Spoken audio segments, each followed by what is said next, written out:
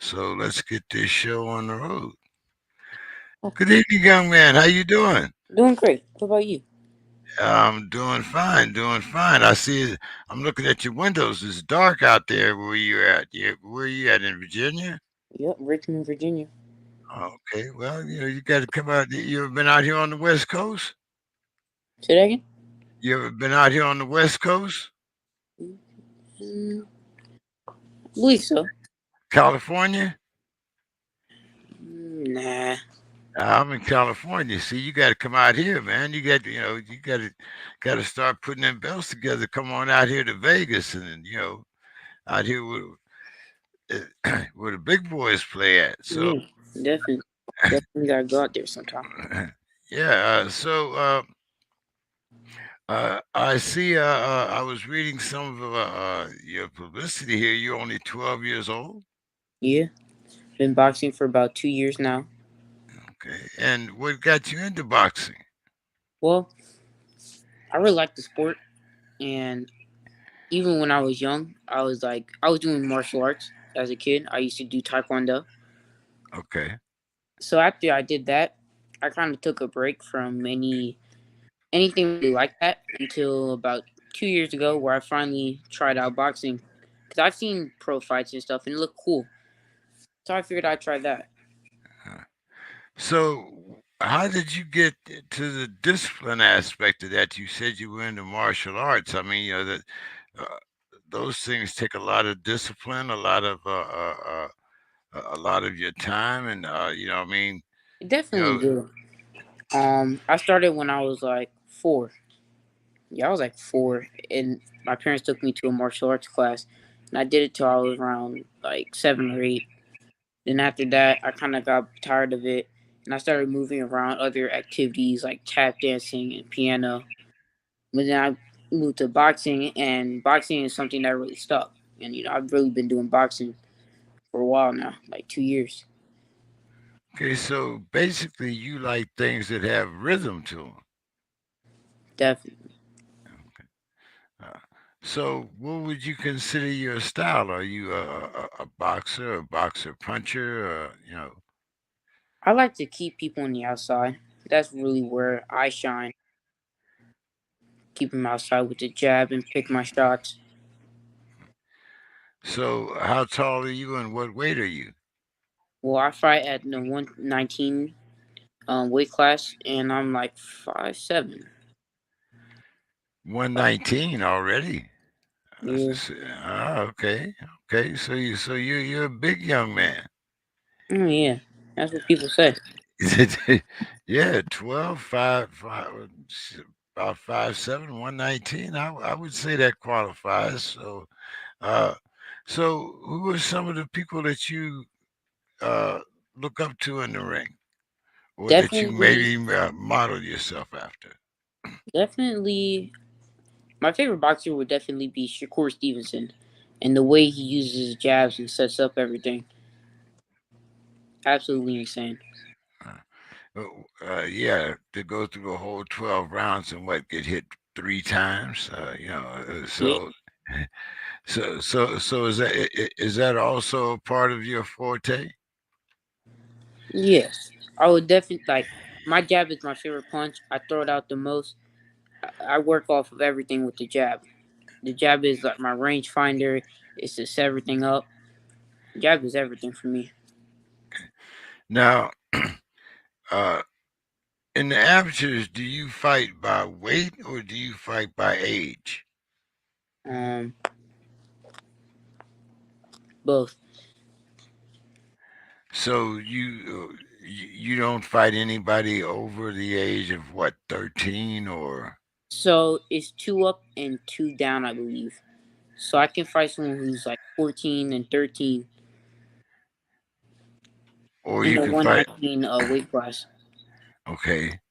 Uh, But so I don't imagine you find too many 10-year-olds in your weight class. No, I'm not fighting 10-year-olds. So do you find that a lot of times you're the youngest in your weight class to make 119? Yeah, I think the last guy I fought was like 14.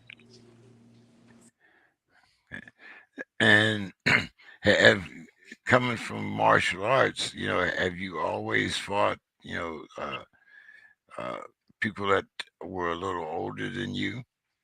Yeah, back in Taekwondo, the few times that we did do any type of sparring, I think I was like the youngest there, so it was always someone a little bit older than me.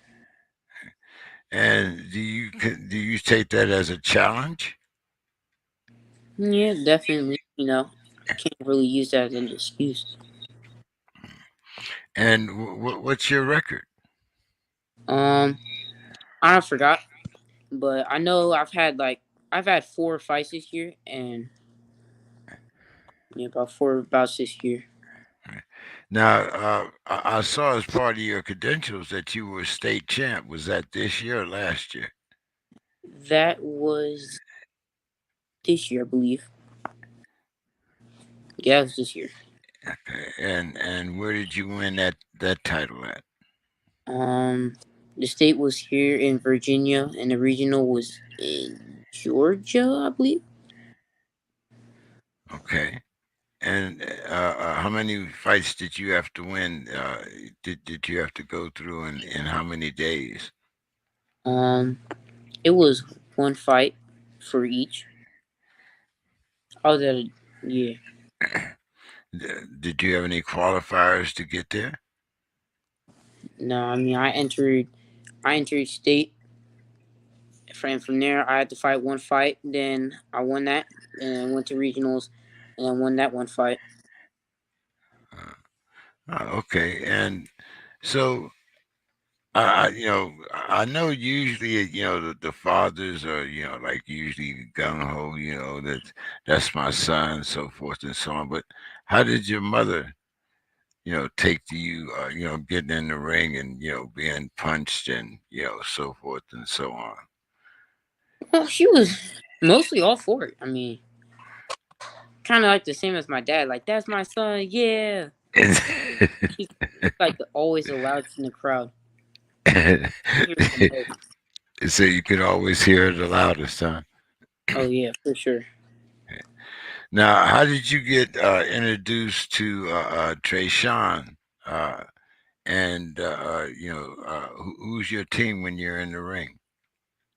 All right. So, I met Coach Shay at C4 Boxing. That's where I first started off. And, I went up there to 1913 Sports to train up there with Coach Shay and them. My team 1913 Sports got everyone there. You you went in and out there for a minute. Could you repeat that? All right. So I first started off at C4 and met Coach Shay around there, and he taught me some stuff. Like they're like little just like stuff that were like he taught me stuff that was like he taught me like a lot about my mistakes I was making in the ring, and then taught me how to fix them, and then taught me a lot of stuff that I had no clue like you could even like they start to think about that in the ring. It was kind of like eye opening. So I went up there to train with him in 1913 Sports. So now, it was is your dad a part of your? Is he a trainer? Is he a part of your group? My dad he does strength and conditioning with me while I'm not up here in Richmond training with my dad does strength and conditioning with when I'm not up here in Richmond training with my coach. Okay, now I was talking to Coach, your coach, and he tells me that you do your classes online. Yeah, so I'm enrolled at Liberty University online. I skipped a grade. The online aspect makes it a lot easier to be flexible, and so I can do school around my training. So it's a lot easier to put more time into that while not necessarily sacrificing school so much. Well, one of the uh, I guess, adverse effects of the COVID pandemic out here in California was the fact that a lot of kids had to go to school online, and a lot of kids couldn't, keep up with their studies, or they found it difficult. How do you find yourself as being the exception to that, where you're able to? I think Coach says what you go home every 2 weeks or something like that, and the Yeah. rest of the time you're training. So um like the online, like not being able to keep up and stuff, the school makes it real easy to be able to understand the material still, because even though you can't ask the teacher at the spot like how to understand this or that, you can still send messages to the teachers and email them and have them explain the material to you. It's a lot of ways to communicate.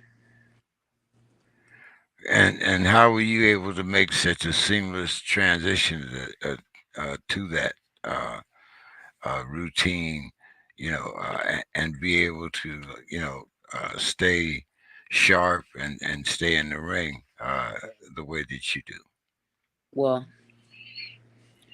so the school lets you go at your own pace, so meaning you can go ahead or you can skip the like a day in the middle of the week and then make up for that later. So you still got to get everything done, but it can happen at your at your own pace around your own schedule. The only real limitation to that is you have to submit something in each subject every 30 days or so. You mentioned a little earlier that you had advanced a grade. So, are you in junior high school now or high school? I'll be going into ninth grade this year. Okay, okay. Uh, Skipped fifth. eh, uh, so now I I'm gonna pretend like nobody else is listening to what we're talking here. Going to school remotely, do you miss the girls? Nah, you not know, really. Uh, so it's pretty much keep your nose to the grindstone, and a lot of people, I know when I was a lot younger, it was a lot easier for me to keep myself on task if I had fewer distractions around. Is that the way you kind of generally keep your activities down to a minimum? Oh yeah, it's definitely. I've always been focused. So even when I did go to in person school, I wasn't necessarily like social. I wasn't like I was focused. So I was studying on everything. Like I didn't play. I never really played games on the weekdays. I always played games on like the weekends, and that was one for like an hour or so. So I've always been studying and staying focused, and so not having people messing with you in the during in class and all that, it definitely makes it easier. Do you? Uh, we talked about your martial arts background. Do you do any other sports? Currently, no. Boxing is just about it for me right now. In my downtime, however, I do other activities. Like I read a lot, and I definitely recently got into chess quite a bit. Ah, okay, all right. Do you are you a scholastic chess player, meaning that you study some of the old masters like Bobby Fischer and whatnot, or do you just kind of like trying to learn the game as you go? Um, I've definitely been doing a little bit of studying about like different openings. Like I found a few different resources that I plan on diving into whenever I get the chance. So, so now we found out that you're very cerebral. You like to stay focused. So tell us some other things about Jeremiah that maybe 4 or 5 years ago that we'll look back upon and say, "Oh yeah, I remember when Jeremiah said that." What's some of the things that you would like the public to know about you that maybe they don't know other than just seeing you in the ring? Um, I like I like talking about science. That is something that I just love talking about. And any topic that really interests me, I usually can go on for hours. I don't know about, and I also want to be a doctor after my after I reach all my goals in boxing as well. Oh, okay. So, biological science. You say you want to be a doctor? Yeah, definitely. My goal is to be a neurosurgeon, brain surgeon. You know, the brain has always fascinated me, and I've had the goal of being a doctor for a very long time. And recently, I realized that neurosurgery is it. That's the field I want to go into. Okay, now you know that those are kind of the opposites when you look at the sport that you're involved in. Oh You yeah. know, you want to be a neurosurgeon, but you're also getting, your brain juggled, around, much like a football player or somebody that's susceptible to concussions. So how do you plan to marry those two? I mean, uh, be a champion real early and get out while you're still young and able to pursue a career. Uh, and study while you're still in the field, or like I said, like get out young and retire by the time you're 30 and pursue your career as a neurosurgeon. Well, the goal is to make enough money to pay for medical school, and my personal belief is that I can do all things through Christ. Hey, I hear you, young man. It's so where do you get your roots from as far as your religious background and your faith? So when I did go into in-person school, I've always went to Christian school. So even from a young age, I've always believed in God, and my parents are also Christians as well. So we all read the Bible. We all study God. You know, we all memorize verses. Okay, all right, all right. Being a preacher's kid myself, many years ago, you know, but yeah, I can remember the different Bible studies, Sunday school, and whatnot. Uh, Once again, you seem to be very focused. A young man, only 12 years old, faith in God. Is Coach around? Where I can get both of you at the same time? Oh yeah. How you doing, sir? What's going on there, Coach? How's it going? Another day. Space. How's everything? Uh, Doing well. Let's see if I can kind of get both of you in the picture here at the same time. I want to ask you a Better. couple of questions there, Coach. How did you find this young man that a young man, 12 years old, and so focused and grounded at such an early age? Well, honestly, I know his father, and I met his father. His father's ex-military, good gentleman, and his dad kind of came to me and said, "I have a son, and I think that he really wants to stay focused and want to really do this." So I said, "Okay, well, before you send him up here, go ahead and get him in shape and make sure he can handle it."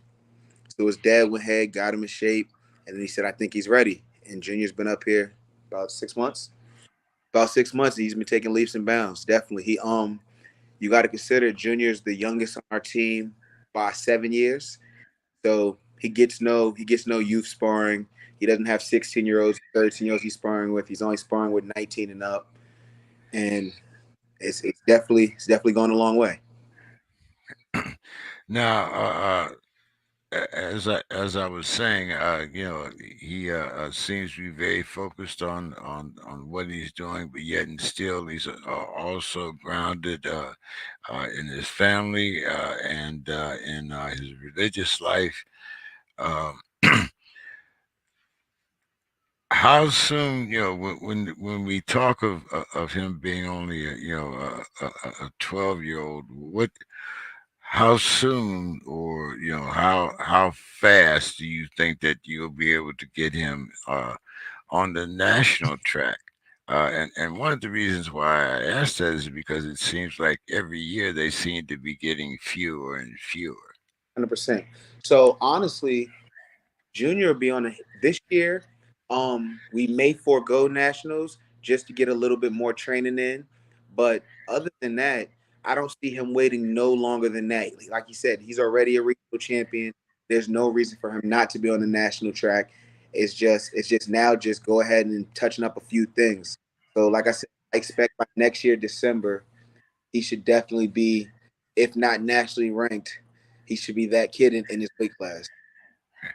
Now, uh, we've had so many changes, and it's been a little hard for me to keep up with them. But uh, I would think that are we talking about, of course, hoping that it's still around?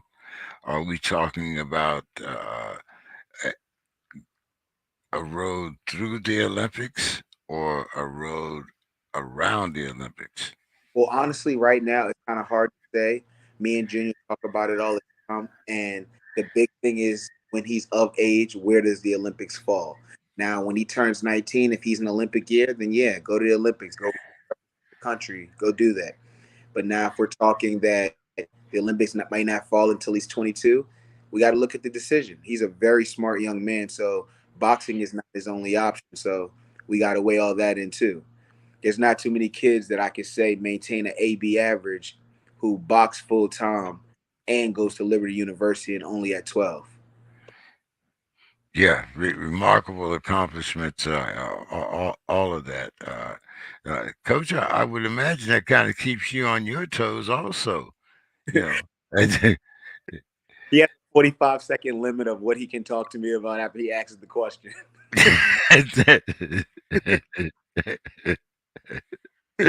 uh, uh, yeah.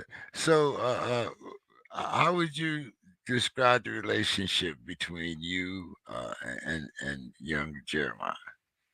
Um, it's weird because there's times where it's coach, and then there's other times where it's big brother. So it's just kind of what needs to be at that point.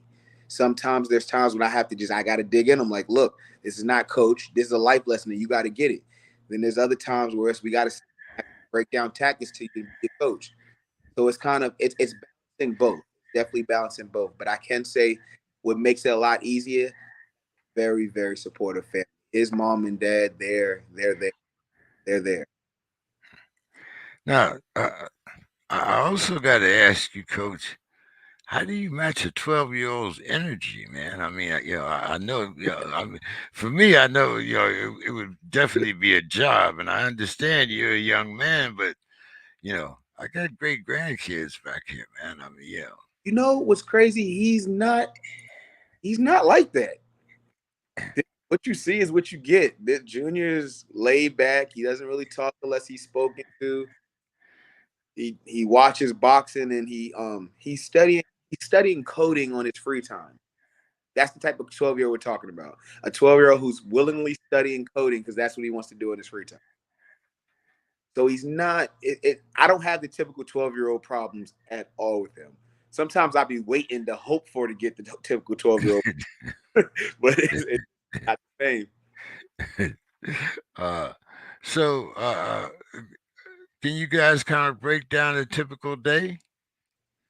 Okay, so normally Junior's up no later than 7:30, 8 o'clock. He's starting school. Right around 11, he starts training. From 11 to 2:30, he's training. He breaks from 2:30 to 5 to go back to school. Then from 6 to about 8:30, he's training again.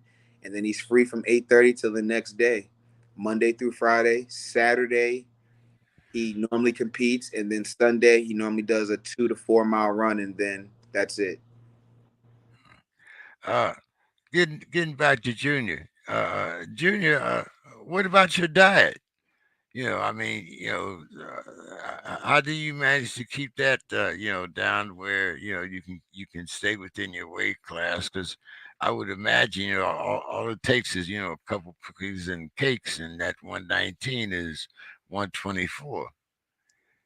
Well, the workouts that we do burn a lot of calories. So what I don't necessarily eat a lot of cake or sweets or anything. What I do is I get everything that is necessary for me in the right proportions. And once you get used to that, it's not so bad. And when you work out harder, you might be able to eat a little heavier, you know. And then if you happen to be on an active rest day, you might eat a little bit less.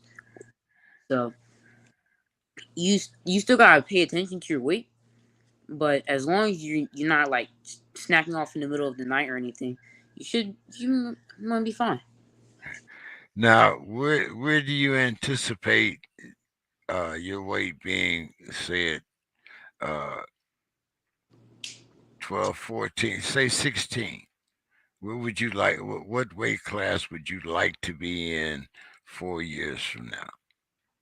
Mm, I don't really know. Never really thought about it. Coach, looking at Junior's body and his style, uh, what would you think? In 4 years. I mean, it's evident that he's going to have a frame where he's going to put on more weight. And we're not even talking about an adult yet because he's only 12 years old. You know, 100%. but I honestly seeing Junior being more of like a natural welterweight. The reason I say that is because when I first got Junior, he was fighting at 136, 138, right around 140. 138, 140 pounds when I first got him. And that was 6 months ago. And he's also grown 3 to 4 inches. So in 6 months, he's grown 3 inches and lost 30. So, and I very think unique. exactly. So I say he easily has another 3 to 4 inches to grow. So the goal, if 16, if he's right around that 135, 140, I would see that. But it's really just whatever his body does. At this age, it's a guessing game. And right now, do you see, what do you think is his best asset? I mean, we were talking earlier, and he was talking about his use of the jab. So, I mean, was that something that he came to you with, or was that something that you improved on? Well, I mean, Junior, I say this. I think not just Junior, all my fighters, what they have is what they have, and we just work on what they and we just try to get it better. So Junior's always had his jab. We just tightened it up a little bit. But I think his brain, he's a smart kid. And when you're a certain level of smart, how you can dissect a fight is 100% different. He's not watching per se Earl Spence's and people like that. He's watching the Nigel Benns, the Georgie Bensons. He's watching those type of fighters, where the fights are still in black and white, and that level of that level of thought is just different. There's not too many kids who are willing to, even if they love boxing, to watch a black and white fight. I was when I was looking at or thinking about his frame and the jab, it kind of Mark Vigland came to mind. Mark Brilliant was another great, right out of Brooklyn, New York. Went to Bronx. you know, uh, you know, kind of showing my age there, but Nah, Brilliant was a great. Everybody knows him for coaching, but he's a great boxer. Had a great amateur career also. yeah. Well, one of the great amateurs that never really was able to make that transition. Well, he won a Uh, world champion. He won a world title. yeah. But I mean, when you looked at his amateur career, and I mean, it was uh, Understandable. y- Understand. you know, you know, uh, what kind of defense does the young man have? So that's a big thing what we've been working on. He had a bad habit where he just liked to block a lot of punches. So now he's learning how you block and respond. So that's kind of now the new thing where he's putting it together where instead of just blocking your punches, now he's responding and punching in between punches. Okay, okay, okay. So, he's also able to kind of take up that boxing encyclopedia and add to his game. 100% every day, every day. If he's not adding, he's not doing something right. Okay. Uh, well, I'm going to take a couple minutes here with you in a minute here, Coach. But I wanted to spend a couple last minutes here with Jeremiah. Jeremiah, so what are your aspirations? We know you want to be a doctor. Uh, Coach just said that you're studying coding. So you have a myriad of uh, uh, interests. Uh, and that's something else that we don't see with here within in the boxing game, especially with young men. So, tell us a little bit more about yourself. Do you have any siblings? Do you come from a boxing family? Let us get a little bit more to know a little bit more about Jeremiah Jr. Got you. I have one sibling. I have a sister. Her name is Naila. She's definitely very supportive of this. Like she loves coming to see me boxing and matches or coming up here to watch me train. Love her, man. She's awesome. Um, How old is she? she's 9 right now. Okay. So you also got big brother duties. Yup. Oh man, see, I got seven sisters. I know what that's about. Even now at this age, yeah, there'll always be little sister, believe me. But Uh, so uh, uh, do you hear her in the background too when you're fighting? oh yeah, for sure. If it's not my mom, then it's her. uh, One of them. So, did you come up in a family of boxers? I mean, what made you make that transition from martial arts, which is uh, probably a much more, I would say, mental discipline to come into something that is actually, I mean, to me, I've never understood, how much. Uh, Fortitude it must take to come into a gym every day and have to put on those gloves.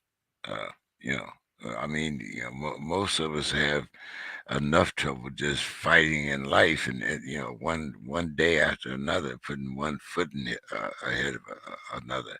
You know, what are some of the things that make you get up out? I mean, do you have family? Do what motivates Jeremiah? Well, I gotta go and achieve my goals because even being a doctor, that's not easy either. So you know, hard Oh, work a is always neurosurgeon? You mean I can't go down to the library and pick up neurosurgeon for dummies and I wish it was just that easy. But yeah, either way, hard work was never something that I was gonna do well without. So boxing is the same thing. You got goals and you have to do what you got to do to meet them. You know, um, like even being a doctor, you gotta go through all those years of medical school. You gotta build your college. You gotta go to specialty, the like specialty. Like you got like years just for the field you're going into, and then you have like your residency and all that. So even all of that, um, it's yeah, not right, right. like If you started today, you'd be looking at what, like 22, 24 before you got to be a neurosurgeon. That's quite a specialty there. Probably older than that, to be honest. I mean, you gotta get your doctorate, then you got pre med, then medical school. But yeah, it's a lot of years of education. Yeah, yeah. Uh, so I also believe I saw that your mom runs your social media.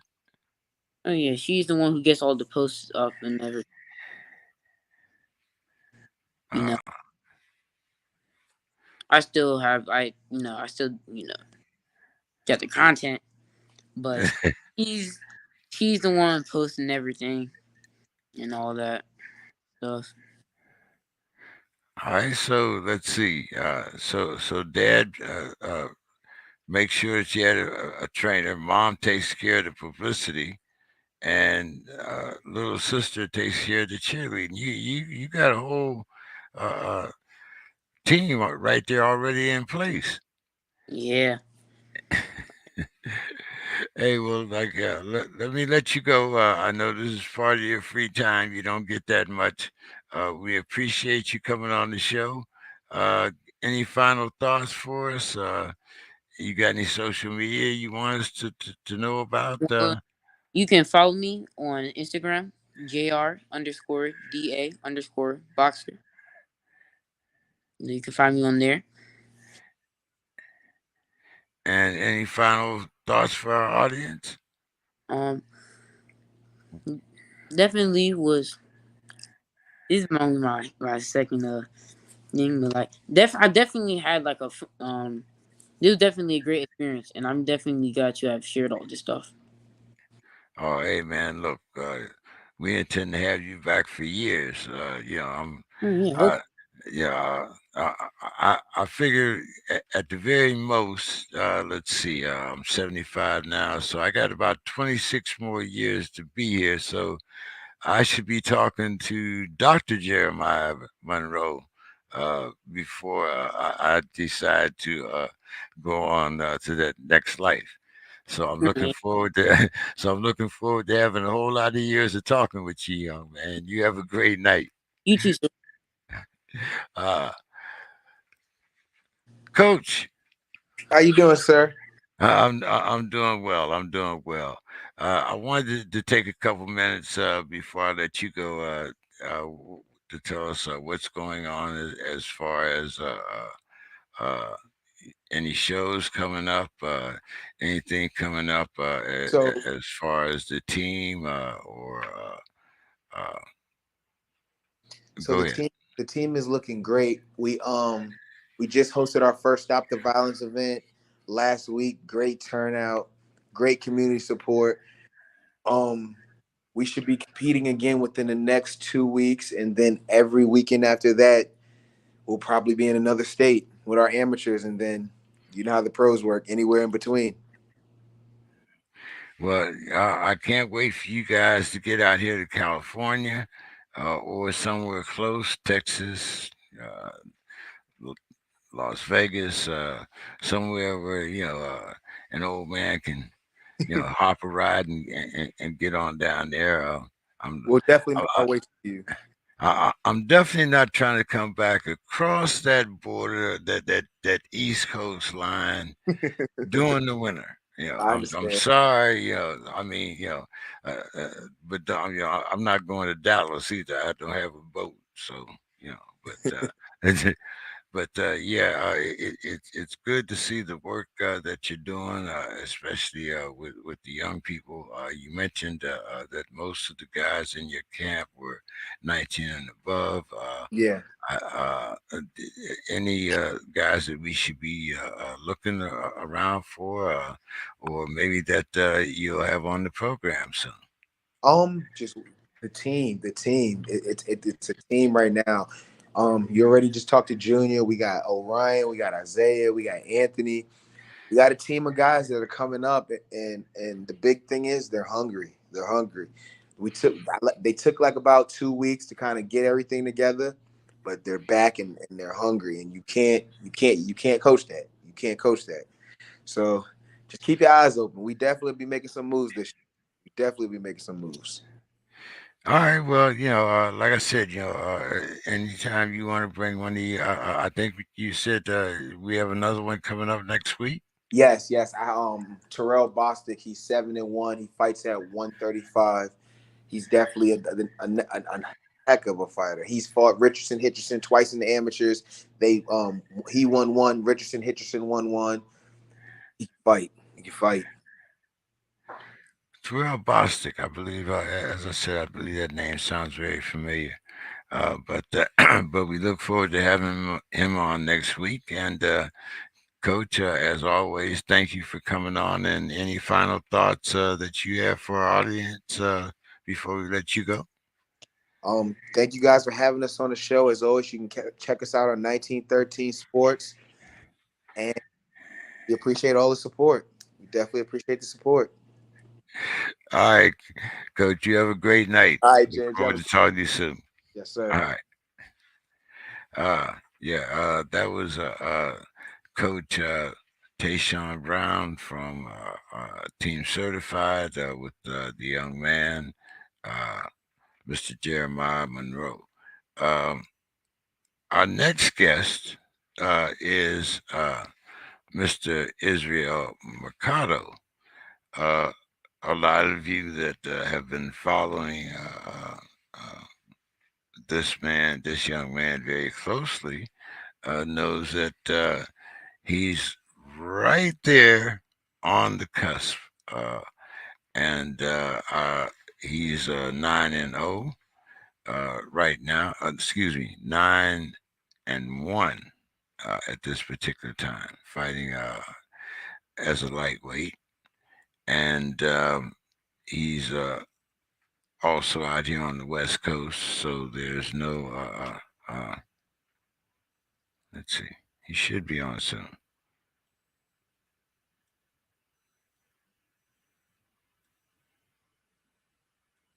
All right. But I wanted to take a couple minutes very quickly and talk about the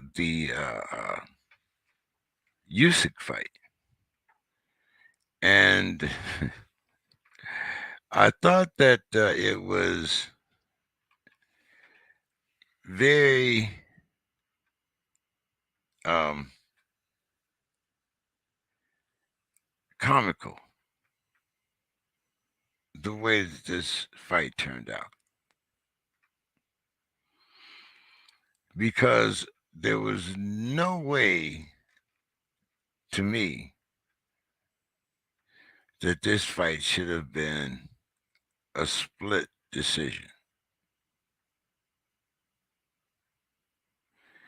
And as a lot of you that have listened to me have probably scoffed at me at times when I said that I thought Usyk would also win the rematch.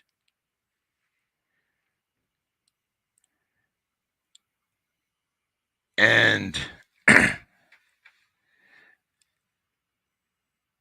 to me, it's like they say, it's a matter of styles make fights. And Anthony Joshua does not do well against boxers that have movement.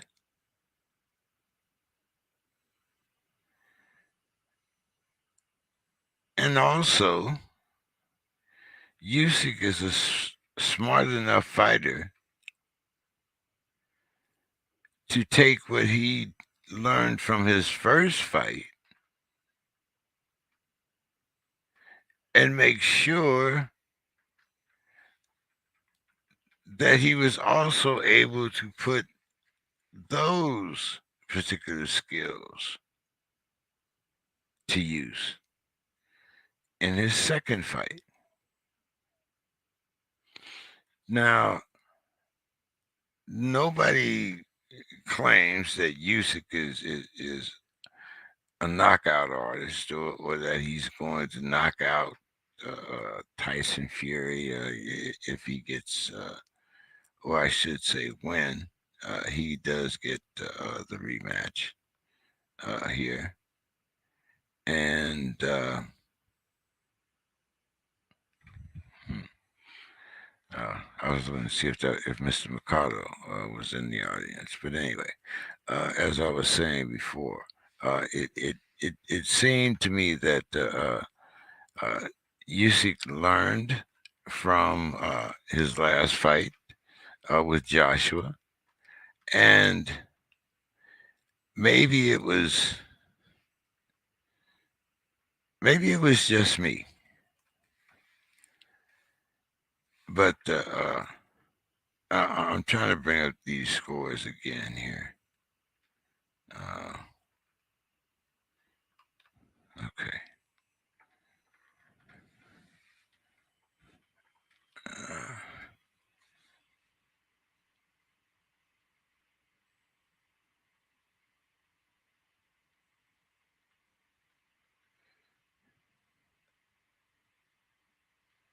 now, um,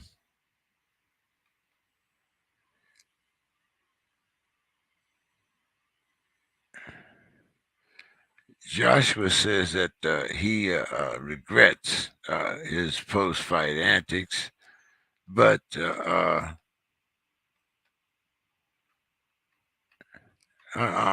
trying to pull up the scores to this fight here. Okay.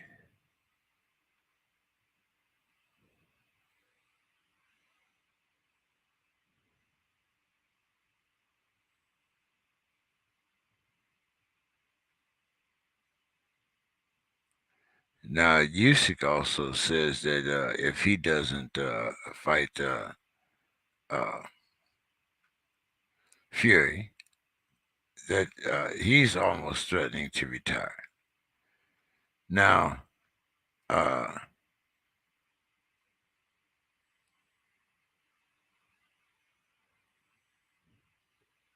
could someone? Uh, I believe I hear our next guest on the line here, so I'm gonna. Yes, I do. Mr. Mercado. Good evening, sir. How are you this evening? Hey, good evening, brother. I'm doing just fine. How you doing yourself? I'm doing fine. I'm out here in California. The weather's good. There's not a whole lot of things to complain about. Correct, correct. But I wanted to. I was glad to get you on the show. I've seen some of your YouTube videos. I've also seen some of your work in person here. Now, uh, let's talk a little bit about how you got started in the game of boxing.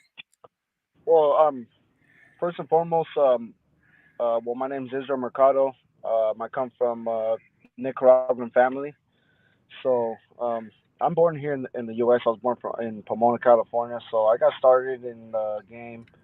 My brother was a fighter. My dad was a huge fan. He used to listen to fights early mornings in Nicaragua, listening to the fights, man. So and you know our country is a very poor country, and the main sports out there is baseball and boxing, baseball, boxing, baseball, boxing. That's it.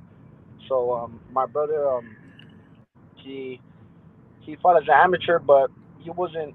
He didn't really have the support, or I want to say the support. He just wasn't guided in the right way, and we would watch all the fights. And as a kid, man, we would have fun just fighting against one another like a sport, but bare fists. We'll bare fist fight, and yeah, man. So it was good times, man. It was good times, and after that, man, we'd shake hands, dust off, and continue on with our day, man. So I got started that way at the age I say like 11, and from then on, I started. I tried to transition from the street fights to boxing, and it wasn't that easy. You know what I mean? I see my talent right away. You know, I was quick with the hands. I had a lot of heart. You know what I mean? I wasn't scared of too many people, but in the ring, that didn't translate so well. So the first couple sparring sessions were against bigger opponents, more skilled guys, guys with more experience, and I'm not gonna lie to you, they put it on me. But one thing about me is that I always kept coming back. I kept coming back. I kept coming back, and then I kept getting that confidence. And until now, I finally started seeing those guys that would give me trouble fading out. They will fade out. Um, none of them are practically none of them that the guys that started sparring in the beginning are even around anymore. Um, so it took. That's kind of how I got started and involved in this sport. Did you have an amateur career? I had an amateur career. I wasn't a outstanding, crazy amateur like that, but I did fight the best. I had over 100 fights. I made it to Olympic trials. I fought Golden Gloves a couple times. I won the PALs. What else, man? Junior Golden Gloves. I've done a lot of tournaments, man. Silver Gloves and all that stuff. But I want to say that I accomplished so much in my amateur career because of the guidance that I had. You know what I mean? We didn't have the knowledge or the guidance really because we started. I was my brother started training me. He was my first trainer ever. We kind of learning together, and but I will fight national champions all the time. I'll give people trouble. I fought guys like Tofimo Lopez, Stephen Fulton. Um, every time I'm on an interview, man, my mind gets cloudy and stuff like that. I just gotta kind of like go back to the guys that I've been in the ring with. But say that I was an all star, but I was definitely a threat, and I wasn't really that known. Kind of how I am now in the pro game. You know what I mean? I'm a threat. I feel like it's like somebody fights me nowadays. Uh, you got chopped up there a little bit, but I think we kind of got the gist of what you were saying. But 100%. I want to. I'm gonna take a little jab here, and I want to know what you think about it because this week, you mentioned that you were from Nicaragua. This week, we saw two Dominican fighters become champions. Uh, you guys are fierce rivals, aren't you? With Dominicans, not so much, man. Honestly, from what I've seen in history, just what my pops has shown me, and just Dominicans, they don't really have that much. They don't have that much opportunity. It's just like Nicaragua, where it's both a poor country. Um, so the guys that come from out of there, I've noticed that they're very very rough and rugged, and they really want to go out there to put food on their table. And I love to see that, man. I love to see that. I wouldn't say rivals, but I would say that it is a lot of similarities in upbringing, and not only in the upbringing, but just in the like just in general. The boxing, man, is you come it like that's all you got. You know what I mean? In Dominican Republic is baseball and boxing, same shit. Just like excuse my French, but same shit. You know what That's I all mean? right. It's the same Well, thing. So we have similarities in that sense. You know what I mean? Me, I see things a little different because I wasn't born over there. You know what I mean? I'm a very proud person about my heritage and about my background. So I'm able to see that and kind of like you. I mean, okay, Manny Pacquiao from the Philippines, poor country. How do he went out there to fought and put food on his table, man? But I mean, that's kind of like to turn the lights on. That's how they doing it. Like I said, I'm American, so I didn't really have to go through stuff like that. I have two hardworking parents, fortunately, and it was tough though growing up. But you know what, man? Congratulations to those two Dominican Republic guys, man.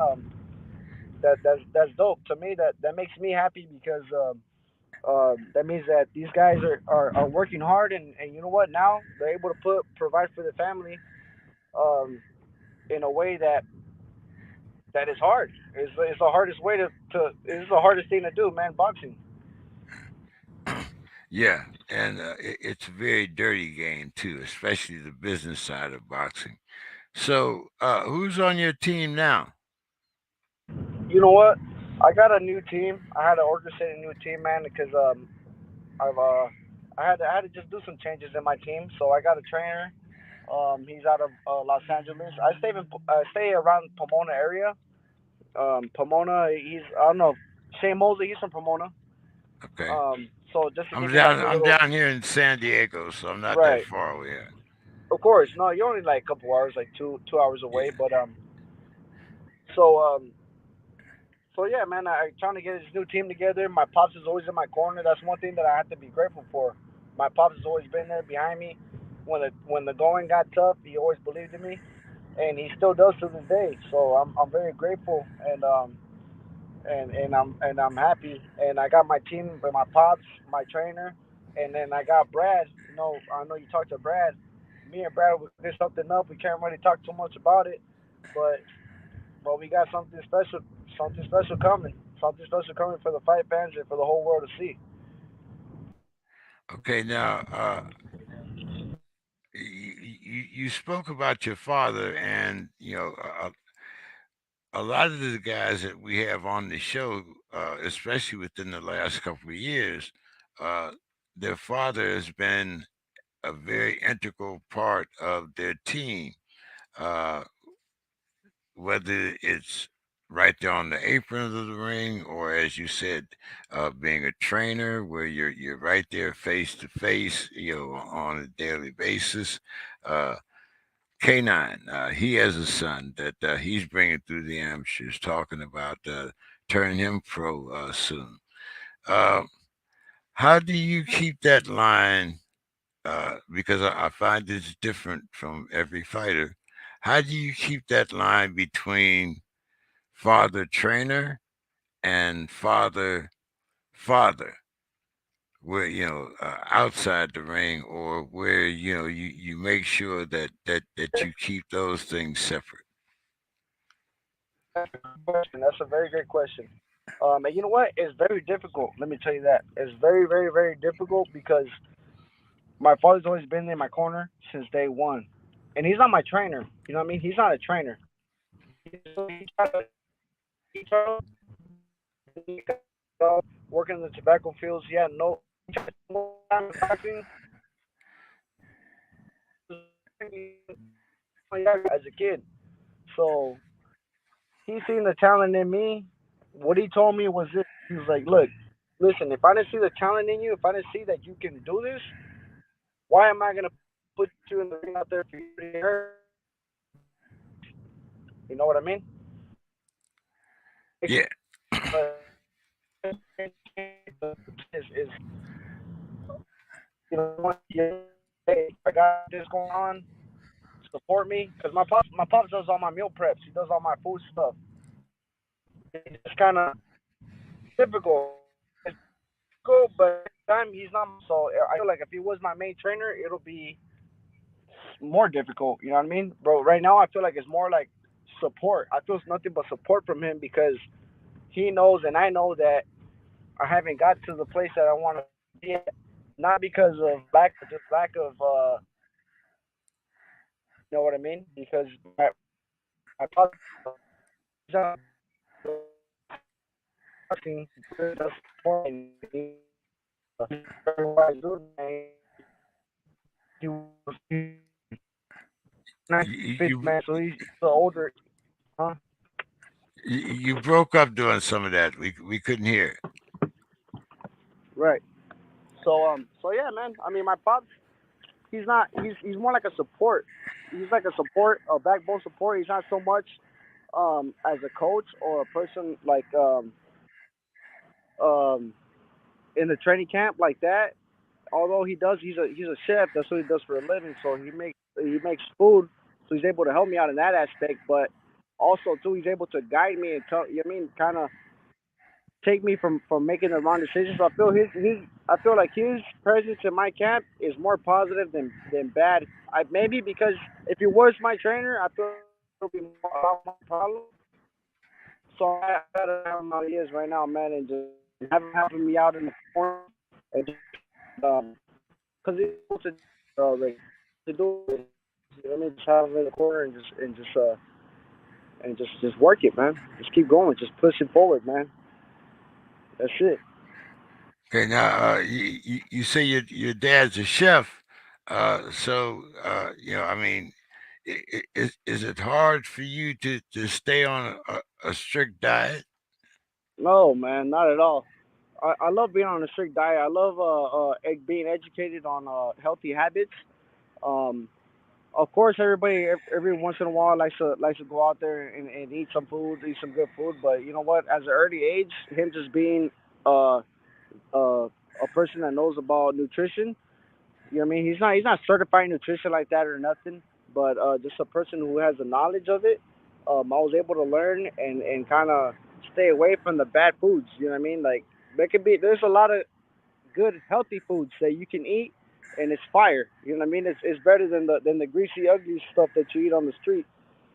So he kind of taught me that side of it, that not all healthy food is nasty, disgusting. You know, it's Right. actually better than anything else, and it comes from home and it's clean and it makes you live a healthier, cleaner lifestyle. You know what I mean? Oh, most definitely. I was a chef myself, so I know you have to keep up with your nutrition, and of course, you also have to grow with the age. With what's uh, available to you, and kind of like boxing. You learn. Back in the day, boxing. You were in the smoke-filled rooms, and so forth and so on. Now, you don't smoke, and your training regimen is much different. You're 9-1. Uh, I believe you fought last in 2021. Correct, correct. Now you had a couple of TV bouts though, right? Oh yeah, man. I've been streamed. The first time I've been on a like on a live stream, which it wasn't. It was more like in the area. I don't know if you're familiar with the Orange County area. Yes, of course. I Okay, so I mean, fought in Costa Mesa at the Fight Club OC, and they televised my fight locally around there locally. But the first time I got like some actual broadcasts, like as far as um like streamed around the nation, was on ESPN. I fought on ESPN Plus during the COVID season, and that was like the I think that was what like kind of defining for me up until this moment, because a lot of people saw my fights because it was COVID. There was nothing. You know what I mean? And I got the opportunity while a lot of people were out of work. God blessed me and gave me those fights during that time. You know what I mean? I had 3 fights in the COVID season. Like COVID is still around, but when it was just out there, just a pandemic. Um, so I fought on ESPN, and after that, I did another stream, a fight on Thompson, but that wasn't really like streamed like that all over the place. It was just local stuff, and then I fought on the Zone, and that one I believe was the one that was very very broadcasted all over the world the most. You yeah, know what I mean? yeah. And I feel like that was the most controversial fight too. You know what I mean? Because I came out there and I gave it my all. Um, I pressed the dude, and a lot of people were very worried about that decision, and just not only worried about the decision, but just like they need more. They want to see more. Like the dude didn't live up to expectations, and I came out there and kind of defied the odds a little bit. Now, this next question to me is kind of well. I've been wondering because I see a lot more boxers, a lot more entertainers doing it more now, and I'm talking about a beard, the facial hair. Now,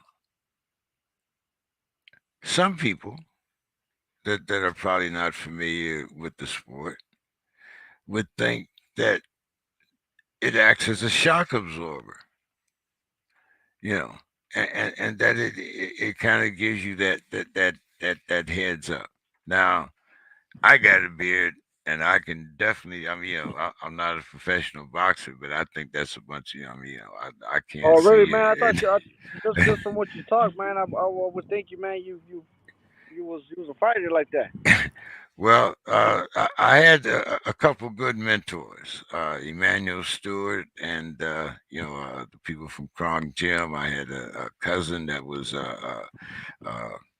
very instrumental in the boxing game in Detroit, uh, and I was more of the guy behind the guy in the ring, you know.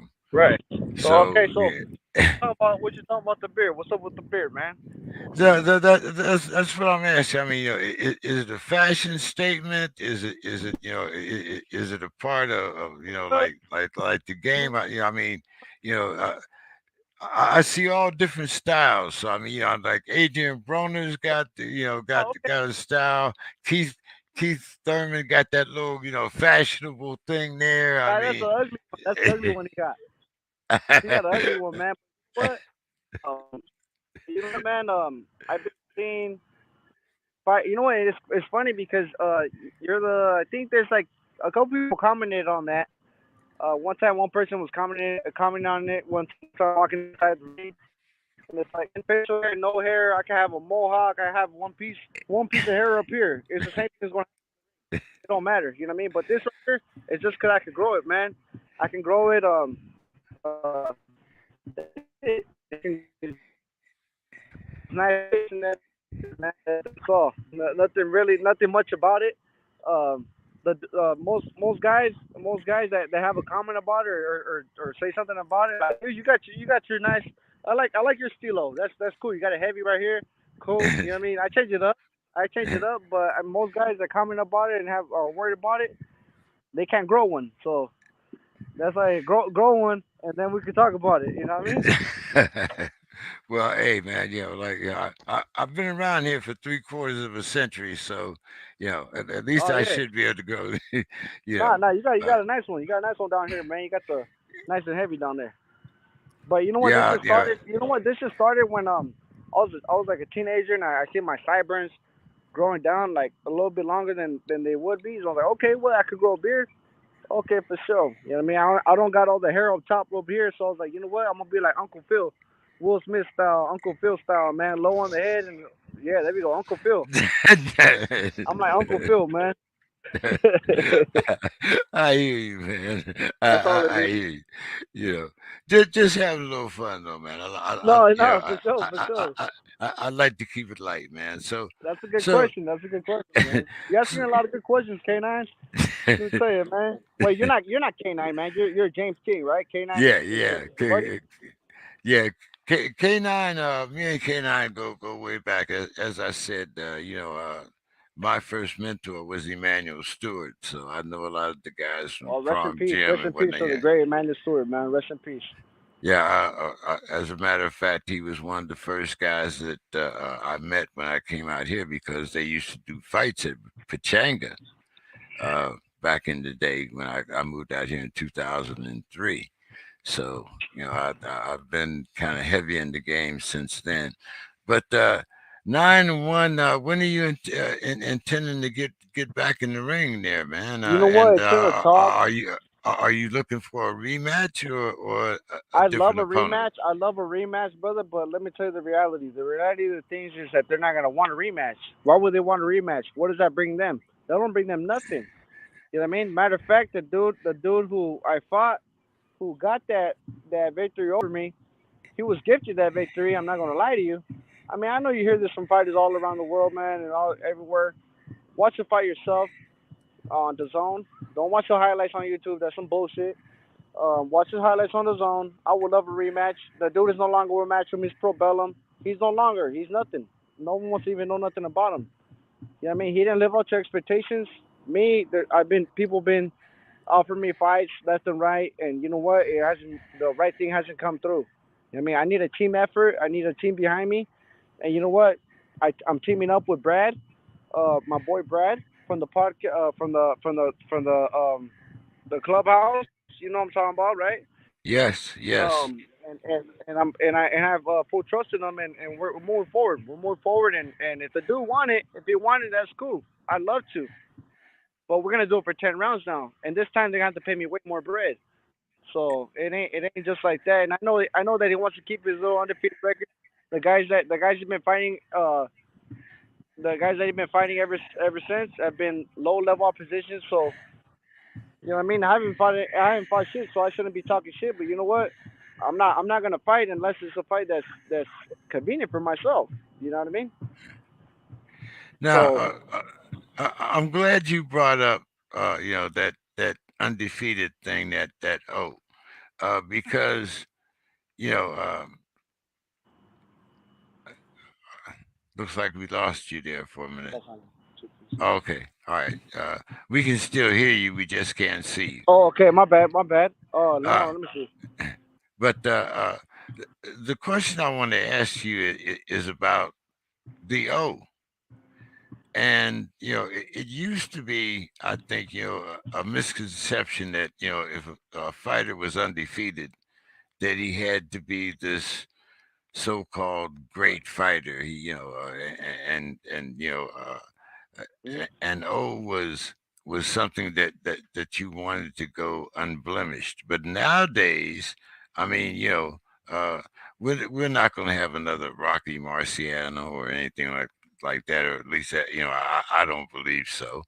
But you know, do you think that the fans, not the boxers themselves, but the fans, do you think that the fans put too much emphasis on that O?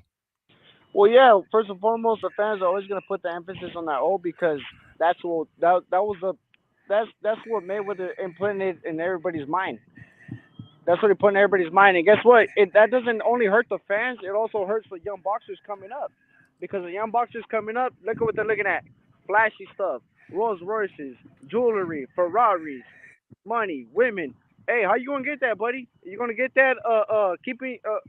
First of all, you gotta fight. First of all, you gotta work hard. Everybody's forgetting what comes behind all this. Everybody's just jumping to the gun like, hey, yeah, I want to be this, I want to be a boxer. Now everybody's disrespectful. Now all of a sudden there's no humbleness. Now all of a sudden everybody's doing stuff not to improve, but to show everybody their followers. That's bullshit. That's whack. So yeah, it's a misconception, and I don't follow that, man. And I'm a throwback type of fighter, man. I don't believe in that stuff, man. I'll fight anybody, and anybody with an O, I'll take it. So it don't matter. I mean, even though I lost my last fight, man, that's some bullshit. I'll fight anybody, and it's like I'm a person that is gonna stand on that. You know what I mean? So that doesn't only cloud the mind of spectators, but also clouds the mind of young fighters coming up. So being a coach, you have to be a strong coach and have enough um like you have to put that in their minds like, nah, bro, like you want a tournament, you want to fucking fight, that don't mean nothing. You ain't nobody yet. You gotta keep working. That ain't nothing. So yeah, it's difficult. It is difficult. You know what? It's social media stuff. That's what it is. And you know what? Back then, the way that we would show who's the best fighter, we would show up to the gym and we'll knuckle up. And then guess what? If I got mad soap, I'll show up again and show up again. And then whoever wanted to stop fighting, then that's how you know who came out on top. You know what I mean? And it wasn't no Facebook post, it wasn't no Instagram, it wasn't a tweet, it was none of that. Yeah, I kind of grew up that way. I couldn't fight with the damn, but every day we're gonna fight until I win. Oh yeah, for Yeah, real. All right. you know, it's, you say so you know, yeah, we gonna run it back tomorrow, you say you and say hey, you like that Tupac song, Hearts of Many. Like you always want to fight, but you never win a fight. you Right? know, no, well, hey, I'm gonna fight till I win because my mother had, she had a rule: you couldn't run in the house if you lost a fight. You know, you wasn't coming in the house. If you came in the house talking about I lost the fight, your ass is going right back out the door. So it was, that's just the way it was. But uh, you were talking about the money. We were talking about social media, uh, and you're out here in California. But one thing that's kind of made me uh, angry about the game is that we no longer see guy the best fighting the best. We see the guy with the O trying to fight a guy that's 2-19 so that he can keep his O rather than fight his mandatory or somebody that's ranked. Do you see that as being one of your impediments because you're one of those fighters that we call uh, high risk, low reward. Right. Yeah, I mean it does get in the way. It obviously gets in the way, but the way I see it now is like I don't like to be too negative, man. Because when you're negative, nothing positive comes in your life, man. When you're open about things, and you're like, okay, cool. You know what? You can let this guy. The way I see it now is like, okay, you can fight a bum that's 2-19, like you said. You can fight that guy, whatever. But if I get myself in the top 10, you're gonna be forced to fight me. You're gonna be forced to fight me. I'm gonna push it. I'm gonna go out. I'm gonna look for you. You know what I mean? It's gonna happen. First and foremost, I gotta get a good team. Like I said, I'm working with Brad. We're cooking up something good to where I can get to that position. Put me in that position, and there's nowhere you gotta put these guys in a stronghold to where they can't run. And you know what's gonna be an advantage for me because these guys are fighting 2-19, like you said, these garbage records, and when they fight me, they're not prepared. They're not prepared. They ain't prepared. You know what I mean? So it's gonna be an advantage for me because I have the almost confidence in myself and not only that but in my team and the people that are working with me. So once I'm there, there's no way you can run. There's nowhere you can hide, man. So I think it's good for me. You let them keep fighting bums because when they fight me, they're gonna get the shock of their life. Oh man, yeah. Speaking of the shock of your life, were you able to watch any fights this weekend? Okay, remind me which ones? I don't think I've seen them this weekend. I think it was that. Was it Navarrete? Navarrete was one, but the one I wanted to talk about was the rematch between Usyk and Joshua. Okay, perfect. I seen highlights on both. I didn't see the whole fight, so my whatever you ask me right now is just based off the highlights. Okay, well, now I had said uh, when Usyk beat Joshua the first time that Joshua would not be able to beat Usyk, and I thought even from the highlights that they show, I thought that it should not have been a split decision. I thought Usyk won the fight clear, very clearly and cleanly. What did you I'm think? sorry. I'm sorry. So you said first fight or second fight? No, the second. I said Oh, after Usyk. I said after the first fight that Usyk would beat him again, which he did. But what were your thoughts? Because I thought Usyk clearly won the fight. I didn't think it was a split decision. Well, you know what, man? That's what they do because that's a guy who obviously has a whole country behind him, England and all this bullshit, everything else, all these guys. But you know what, man? I think Joshua became somewhat of a just like a social media guy too. Like when we're coming back, right? He wants to be all bodybuilder, all big, and wants to be all cool. Okay, man, you're strong and powerful. That's fine. But what I've seen from that was that I've seen good things. You know what? I saw good things from the highlights. Of course, I didn't see the whole fight. From the highlights, I've seen that Joshua landed some good body shots. But you know what? Same thing. Usyk is just a master class boxer. He moves his head. He knows how to jab. He knows how to outset your opponent. He fakes. He touches the body. He comes up top. He changes his strategy. And you got to respect the man because he came from a weight class. It's not even to up to a weight class. It's not his natural weight class. I mean, in Joshua, realistically, he should be able to knock this man out. Yeah, I mean, Realistically, he's all muscled up, he's all big, and he got his head all big, and everybody, you know, that's what I think it is. When you're on top of the world, everybody's not gonna tell you that you're wrong. You have a bunch of yes men around you. You know what I mean? Everybody's telling me he's doing a good job, he's doing good, but clearly, clearly he's lacking a lot, man. I did see some good things. I seen good little right hands. Of course, he's a elite fighter. He's been there. He's done that. He's a silver medalist, right? yeah. He's a silver medalist. He knows what he's doing up there. So, um, I mean, with that being said, I feel that um, that's what's going on here. I'm sorry, man. I'm here at the park. There's some drumming over here. Let me move out the way.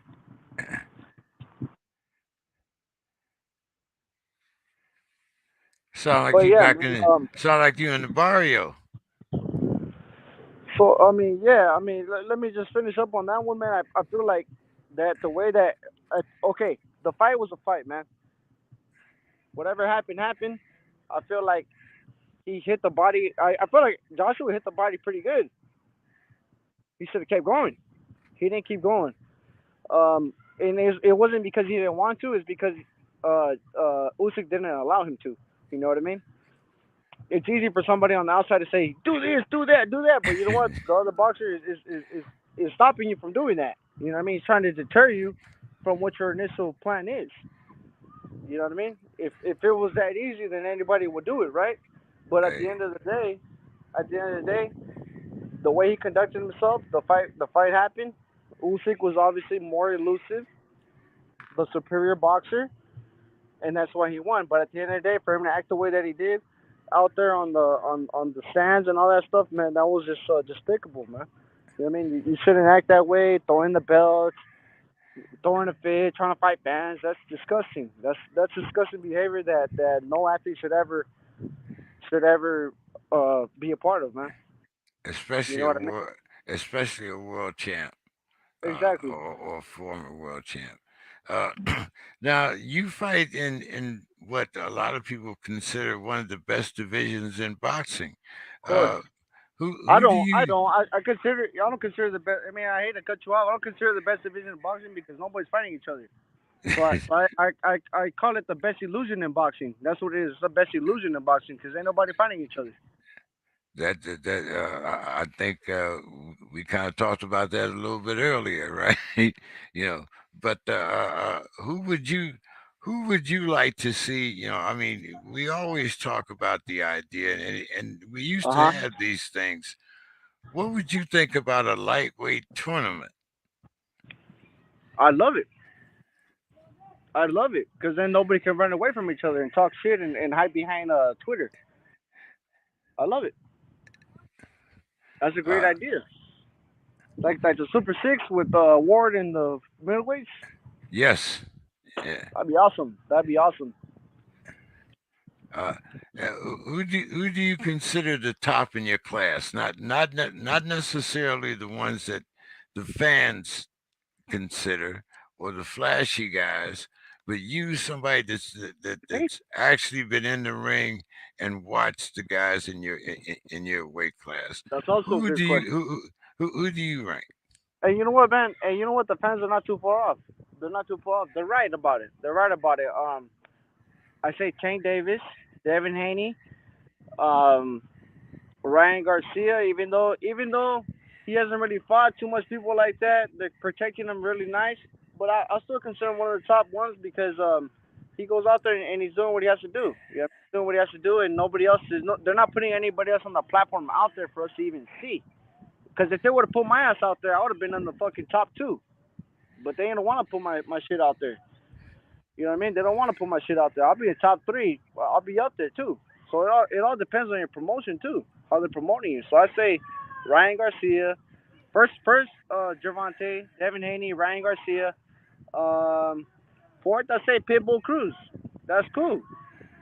And then after that the fifth one could be me and I'll mix it up with all them niggas. It's all good. You know what I mean? No disrespect. It's all love.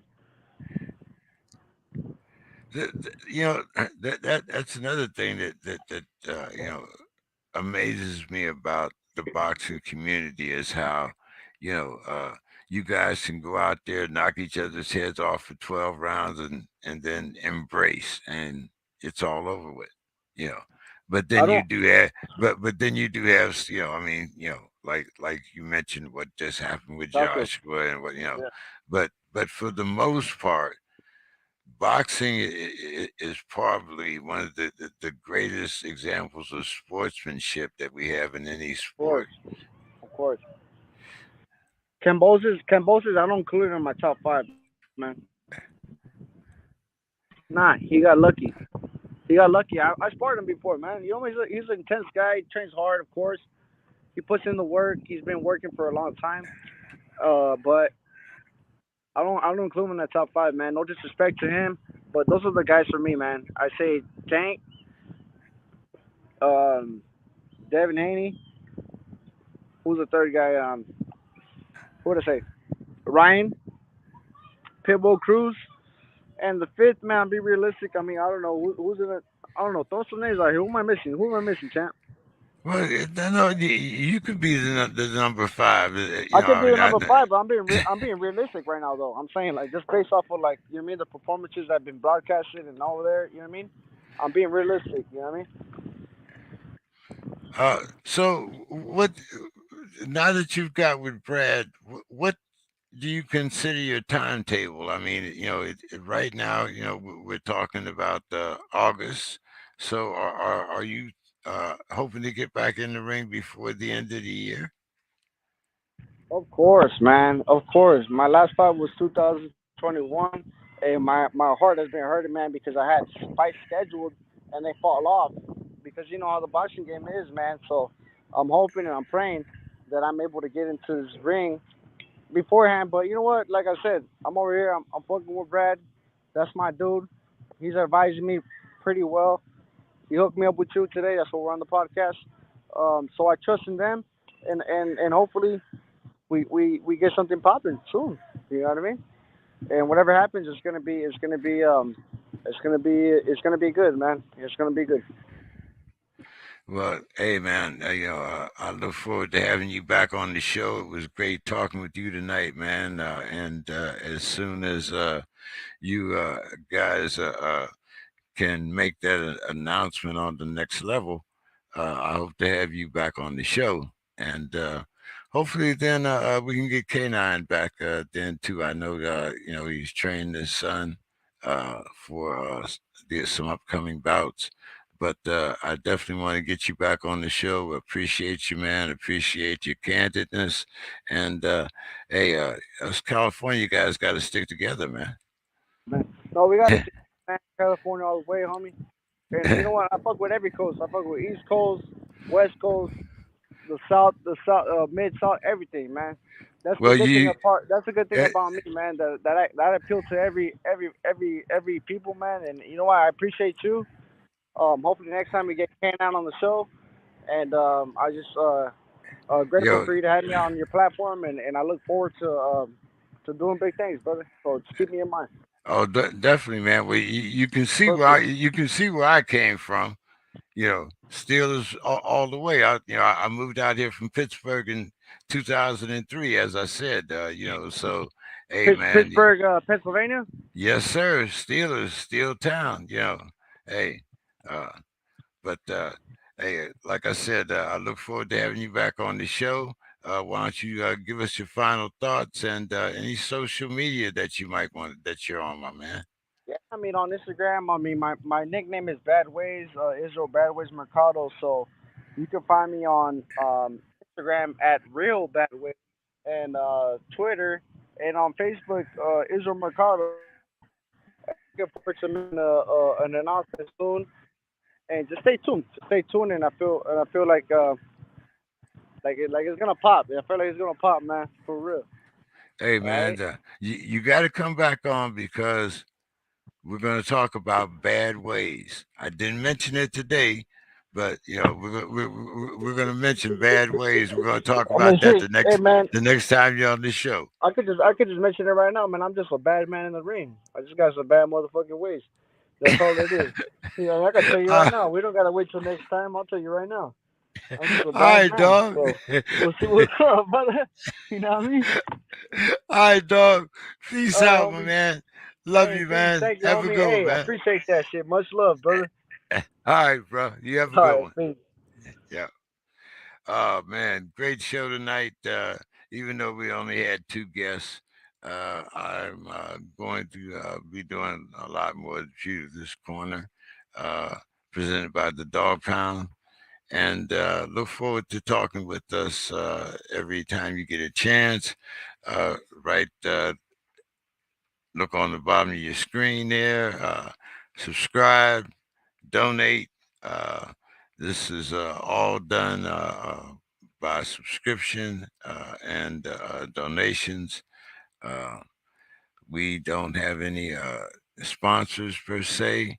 That's why we can have on whomever we want, and uh, we can be very independent in our coverage. So, thank everyone for their time. Look forward to talking to you again next week. Have a great night. See you next week on the Pugilist Corner.